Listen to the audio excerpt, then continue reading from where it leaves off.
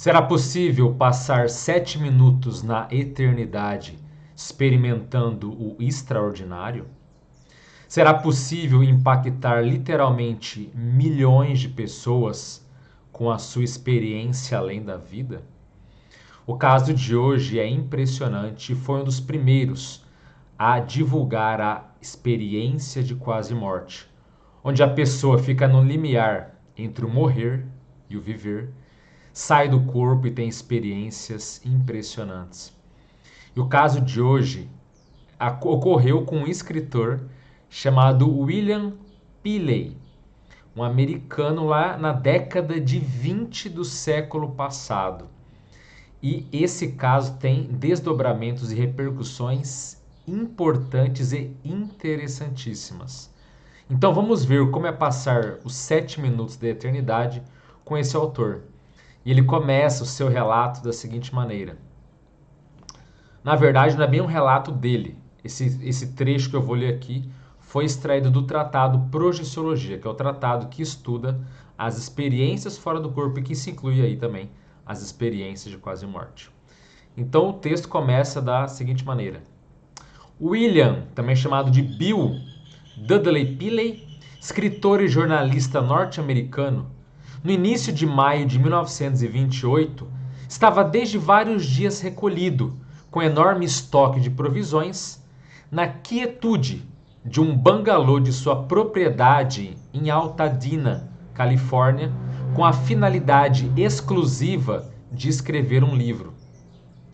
A propriedade era próxima a Pasadena, perdida no sopé das montanhas de Sierra Madre.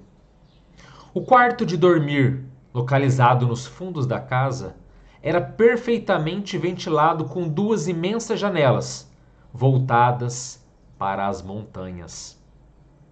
O trabalho intelectual prosseguia normalmente e ele estava na reta final para completá-lo.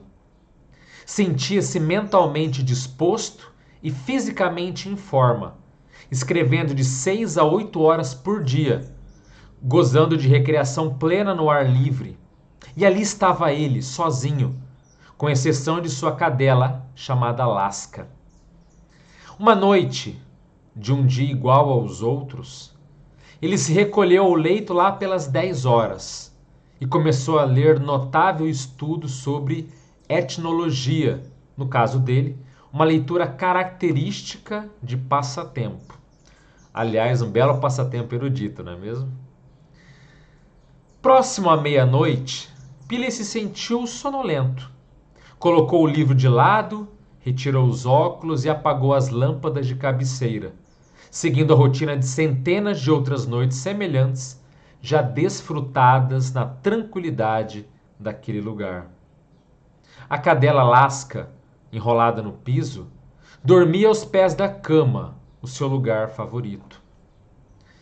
Pealey não se recordou de nenhum sonho específico na primeira metade daquela noite, nem de qualquer distúrbio físico ou de insônia. Não tinha o hábito de tomar bebidas alcoólicas, sendo tão somente, por cerca de 2 décadas, um fumante médio de cachimbo, objeto que trazia constantemente junto à sua máquina de escrever. No entanto, entre 3 a 4 horas da madrugada, horário este verificado posteriormente, um grito agudo, interno e medonho pareceu-lhe romper abruptamente através da garganta, comandada por sua consciência sonolenta. Com horror, desesperado, ele gemeu para si mesmo. Estou morrendo! Estou morrendo! O que aconteceu de fato naquele instante, ele nunca soube. Algum instinto misterioso liquidou impiedosamente o seu sono, despertando com aquela admoestação de desespero. Certamente, algo muito sério lhe acontecera. Algo que jamais lhe ocorrera em toda a sua vida. Que era uma sensação física de que ele, escritor por vocação, conseguiu descrever com todas as tintas, como sendo uma combinação de ataque cardíaco e apoplexia. Era uma sensação física, não era um sonho. Ele se sentia inteiramente desperto e lúcido e sabia que alguma coisa acontecera com seu coração ou com a sua cabeça, ou talvez ambos, durante aquele sono.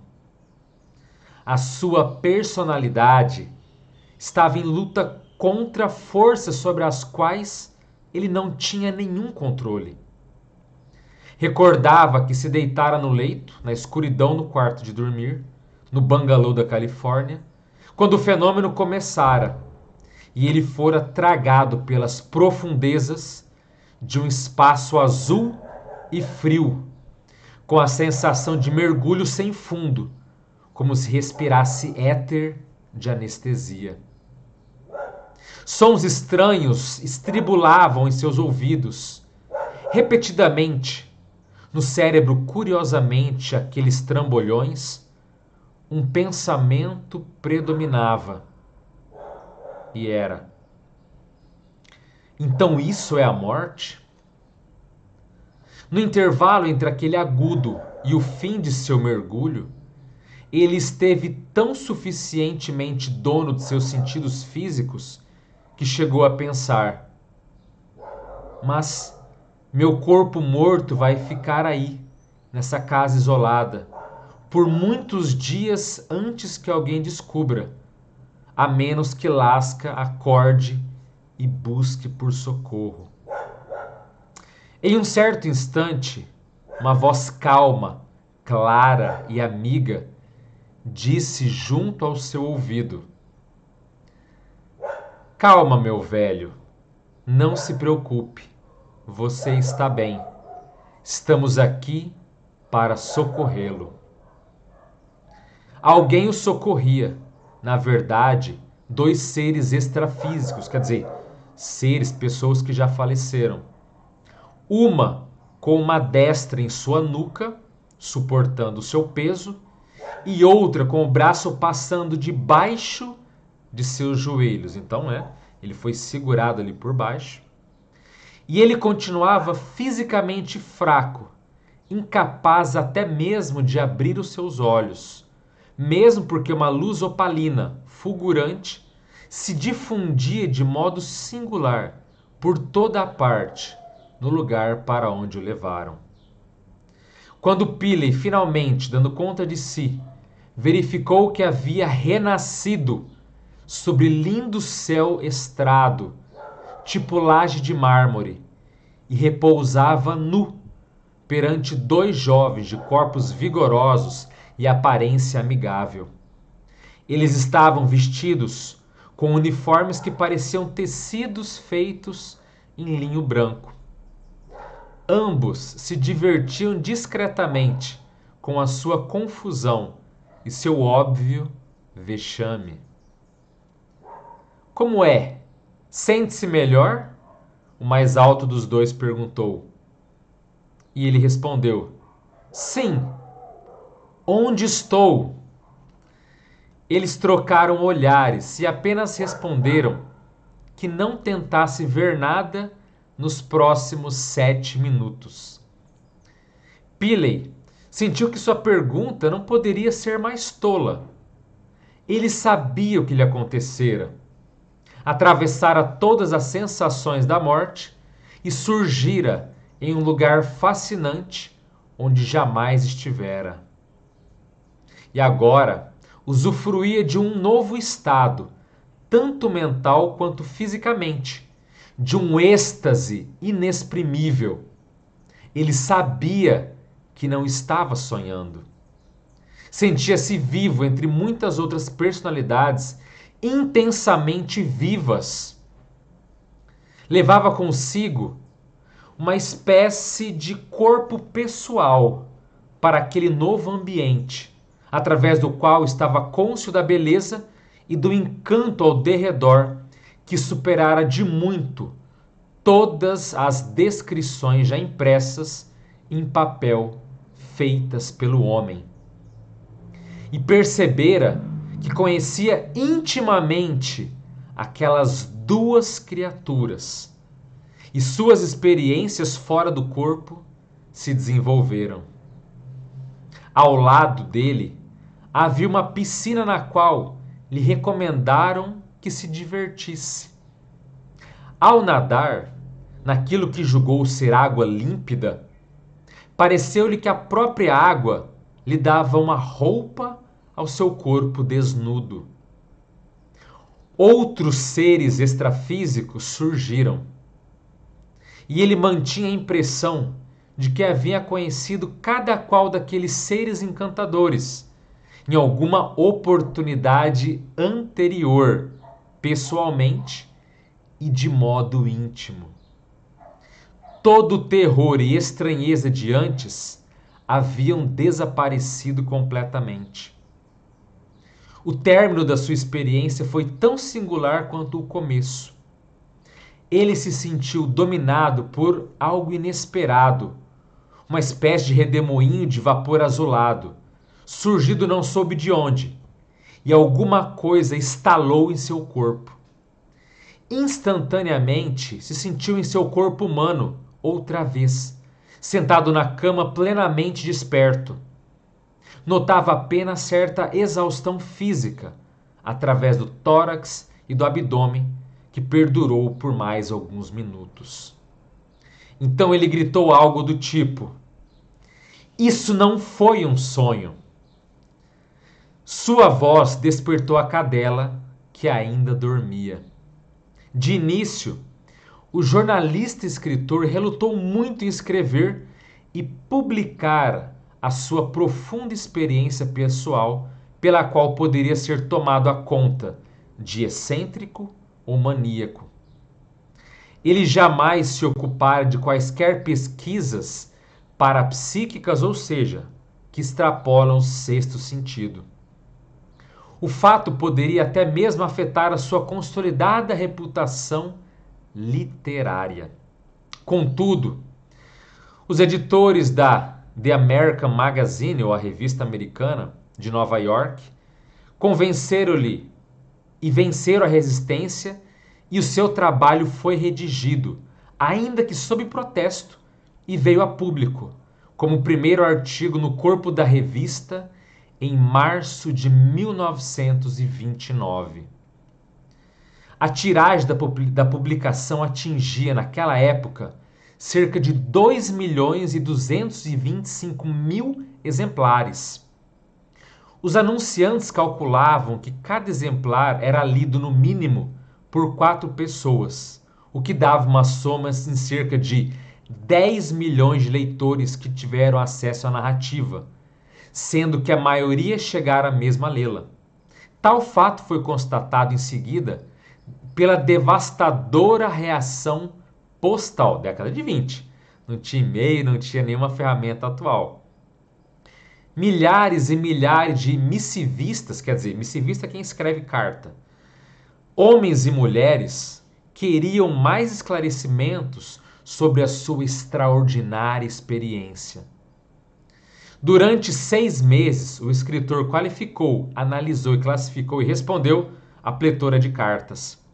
Foi impressionante constatar que apenas 24 missivistas ou escritores não acreditaram que Pili estivesse sadio ou normal.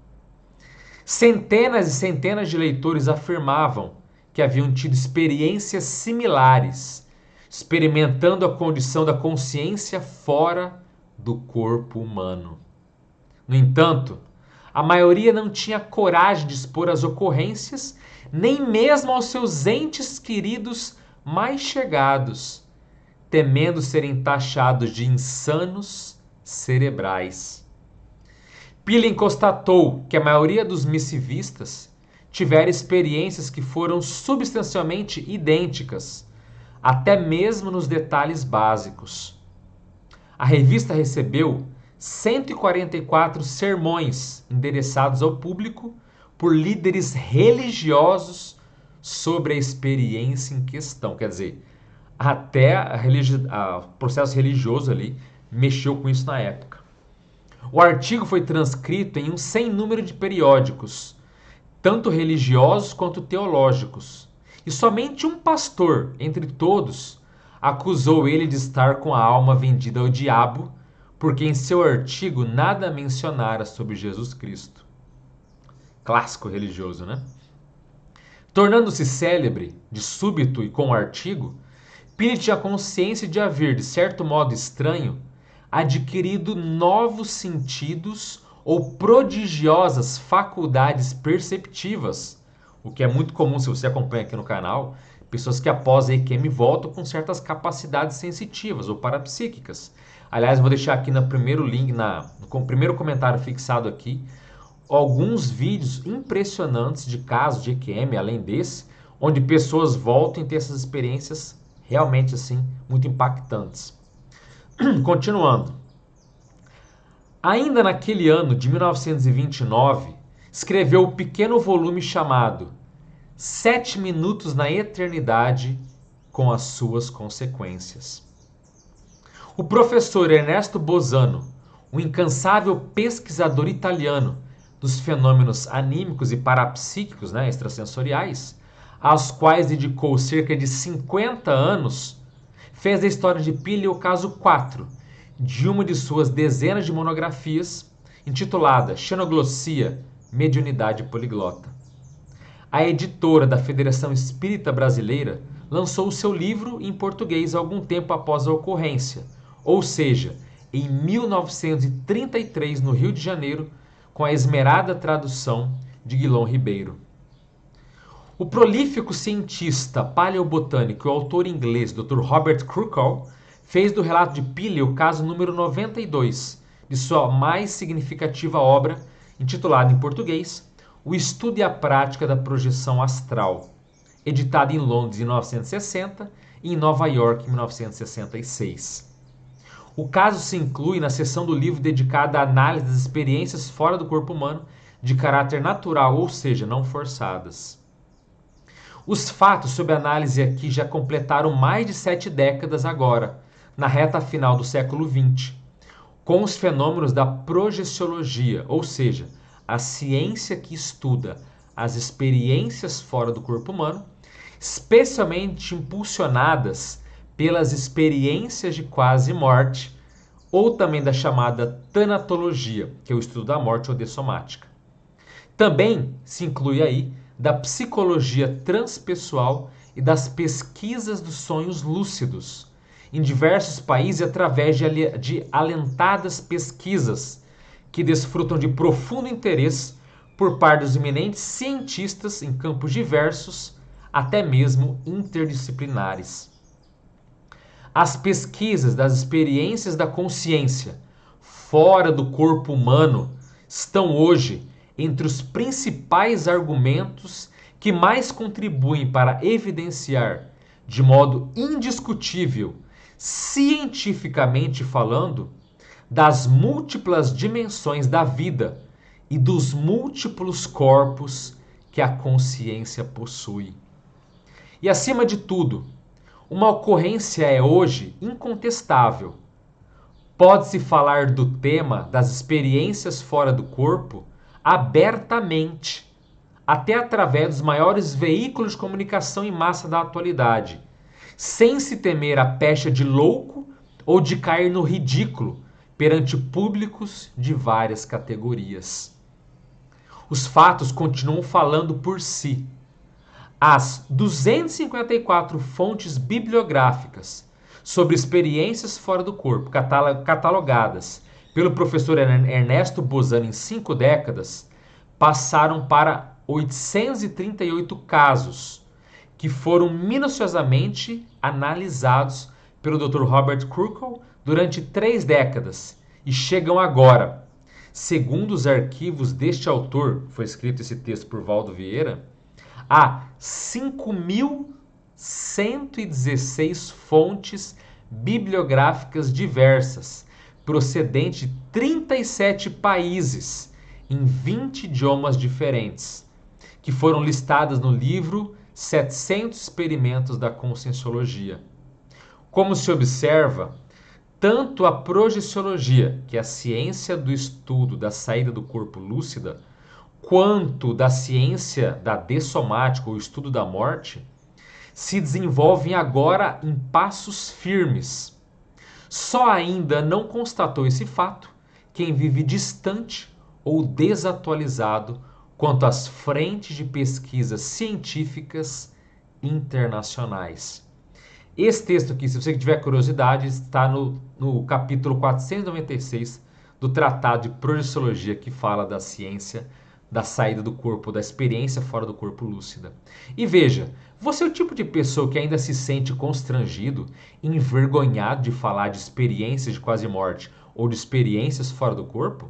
Você está desatualizado. O que é pior, você pode até mesmo ter resquícios de vidas passadas. Por quê?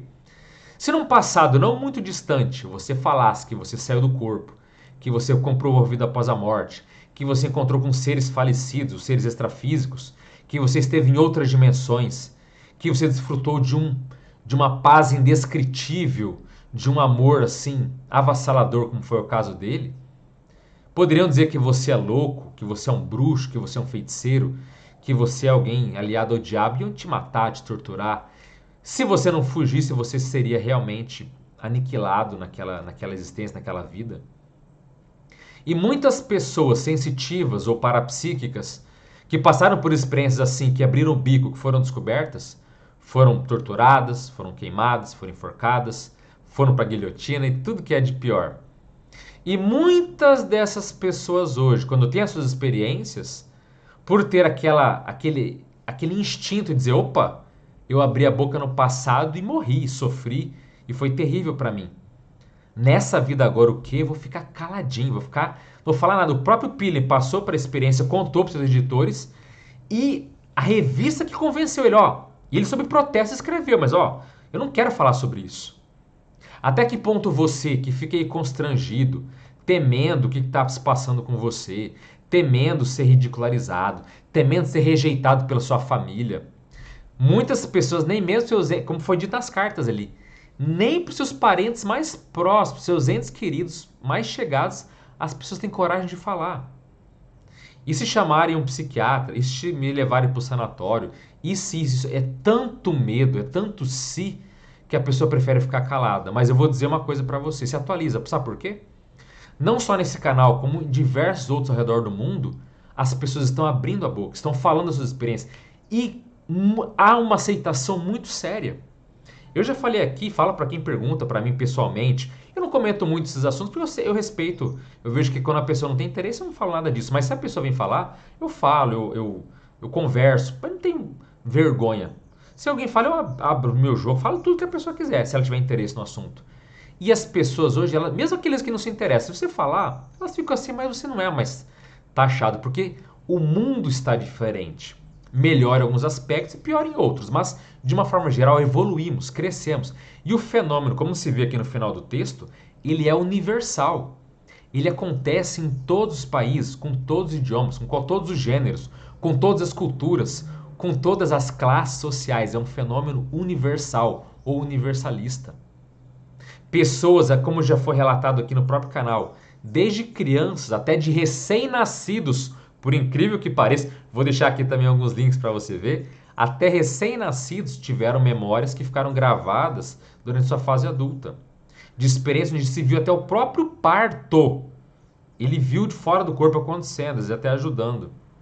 Então, do nascimento até a faixa etária da pessoa com centenária passa por experiências assim. Todo mundo passa, você não é diferente de ninguém. Então, reconsidere conversar, se abrir, porque quanto mais pessoas falarem, mais esse tabu social será eventualmente, ou pouco a pouco, sendo mitigado, sendo aniquilado, para que a gente possa cada vez mais ter uma sociedade aberta, porque às vezes você vai achando que o outro vai te achar de louco, e você pode se surpreender, o outro fala, pô, mas eu tive um fenômeno parecido, hoje tive algo, e a pessoa te entende. Então você fica ali se julgando o estranho, o anormal, né, o freak, né, a aberração, quando na verdade você vai descobrir que tem muito mais pessoas que já passaram por isso. E fenômenos assim. A experiência fora do corpo ela não é tão popular. Ela realmente não é a grande maioria da humanidade que passou.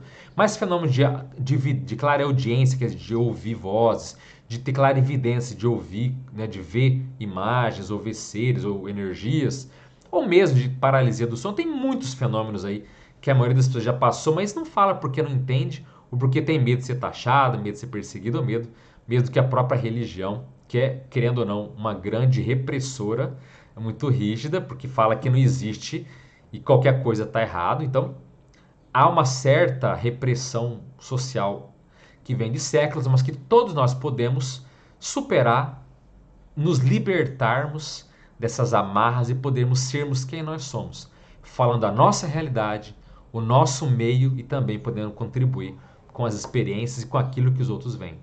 Porque que ele na década de 20, ninguém falava de EQM, ninguém falava de experiência fora do corpo.